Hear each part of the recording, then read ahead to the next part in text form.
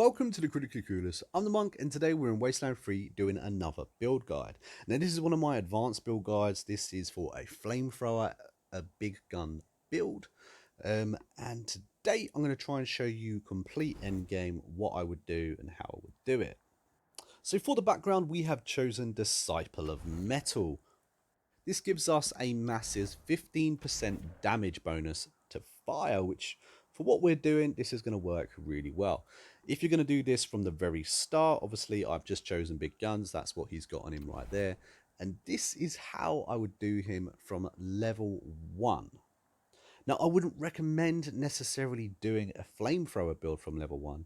It is possible. There are a few flamethrowers that we can find early game.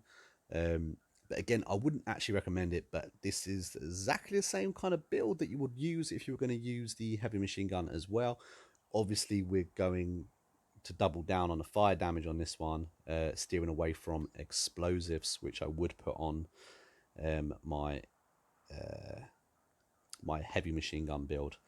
Doing a few things differently, but ultimately you can do this from level 1 if you wanted to.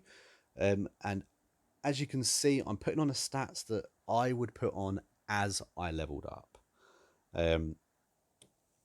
Obviously, coordination is very important. Flamethrowers actually have less AP. It costs less AP than heavy machine guns, which is a massive benefit as generally they hit less. With this build, it will not be hitting less. So keep that in mind. This is a high damage build. Really good. We're going to try for those crits. We're not going to have any luck. Speed, we're not really going to need. We're going to have speed through one of the perks, and charisma, we haven't got either. When it comes to the skills, we have got max on big guns. We want level 10 on big guns. If you can find a skill book, that would be really helpful, as we need those skill points too. We have done one on Animal Whisperer, obviously, for the little perk we can get from them, and we have done one on first aid. Again, that is mainly so we can use the first aid packs, as they are so numerous in the game. It helps to be able to get them. We have got level 3 in mechanics and level 6 in survival. We actually just had enough points to actually make that work. And then we have gone a massive 10 in toaster repair, because toaster repair has some really good synergies with the flamethrower. Now, here's the thing. Now, I've just taken mechanics and survival off, because if you wanted to, you could go big on weird science. Now, this isn't where I would go. I like these damage buffs. But if you wanted to, you could take it off and put that into weird science, because there are some really good heavy machine guns that you can actually have. In fact, there's actually a pretty good flamethrower you can have, which gets buffed with weird science as well. Anyway, for the quirks, we have gone with Pyromaniac. Now, I know that Pyromaniac, I can't even say the word, Pyromaniac comes with a big downside. You get a 15% chance to catch it on fire when using explosives, but you do get that massive damage buff of 25% to all fire and all explosives. Now, we're not actually going to be using explosive on our build, so this shouldn't really matter too much to us, and we get that massive buff as well. As you can see, we are using the incinerator. And that's got a really nice buff for us, but it's going to have an even bigger buff once we put on our perks. The incinerator is really good. In fact, all the flamethrowers are really good against humans, animals, and mutants, and they're not so good against robots and vehicles and simps, which is why I do recommend getting a mechanic to actually give us a little bit more damage here. As I said, here is the Nitro Thrower, which actually is a science weapon, and so it can be buffed with the weird science. Like I said, there are alternatives to just a standard flamethrower. Not really a huge fan, but this is what we got anyway. I thought I'd show it to you. So we have gone for the Power Armor legs and the Power Armor chest. Power Armor is really good in this game, and we've also gone for the Spectrum Assault helmet for that 12% critical attack bonus, because the crits are where the damage comes from. I've said it in other videos, I'm going to say it in a lot more videos, but the crits in this game are absolutely huge. If we can do more to get better crits, we need to be doing that. So yeah, so that helmet really helps us out. When it comes to perks, Big Guns has a lot to offer us, especially on the build I'm going to show you today. So the first one, you gain 0.5 combat speed on the very first turn of combat when using Big Guns. That's what we're going to be doing, so that's what we've got. Flamethrower attacks engulf target, reducing their hit chance by 15%. Terrorizer is awesome. It's just a really good one. It means you're not going to get hit as much, so that's why I like it. Pressure Cooker superheats an enemy's vehicle with your flamethrower. It deals 40% damage of the vehicle's actual health in fire damage over the next 2 turns.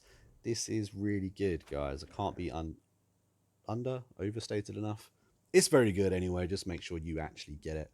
It's worth getting. Widespread, it increases the fire arc of your heavy machine gun and flamethrowers by 35%. Again, this is really good. Yes, your weapons can be modified, but this really helps. The next one is emergency response. When an ally is downed in battle, you gain 1 combat speed for 2 turns. I think every character should have this. I say 1 first aid on every character anyway. There's no reason not to have this perk. Definitely have it. And mechanics, you're going to deal an extra bonus damage of 20% to robots and vehicles. We've already up that to 9%, and we're already down. What are we down? We're down 30%, so that puts us just -1, which is pretty good. And then you've got the Big Game Hunter. You deal an extra 20% damage to animals and mutants. We already got a buff to that anyway. This is going to help. It's extra damage. Extra damage is good. And in Toaster Repair, we have 2 perks that help us out again. Level 7 gets us the Heating Element, which is a 25% damage buff to fire. Very, very good. And then the last one, level 10, it's going to cost you a lot of skill points, but you're going to need a Toaster Repair in there eventually anyway. Killing an enemy can cause your next attack to inflict burn. Sorry, not can, it does. Again, this is really, really good. Now, this is where the build can split. We could quite easily put our last 2 remaining perk points on Healthy and Hardened, and it would work great. However, if you don't want to run 2 flamethrowers, what you could do is run 1 flamethrower and 1 LMG. And we've got just enough perks to make this work as well. We could get Suppressive Fire, and we could get Steady Shot. And this will make it work really good. It is a seriously good build. You can definitely run both types of big gun in this one build setup.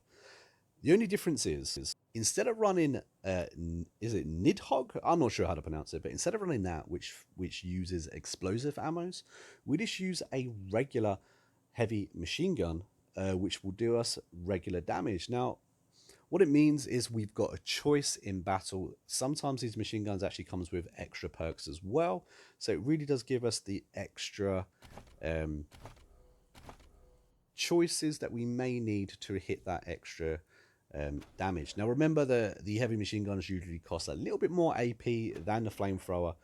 But especially mid-game, if you've only got 1 or 2 leftover points, or you would have if using the flamethrower, it could be really beneficial to flip to your other gun and use that instead.